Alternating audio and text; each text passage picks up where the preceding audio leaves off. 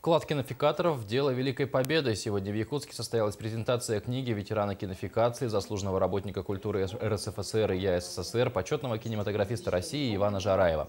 Книга является итогом многолетней кропотливой работы автора в фондах Национального архива Республики, Национальной библиотеки и Музея кино Якутии. Она отражает работу кинофикации 40-х, 50-х годов прошлого столетия.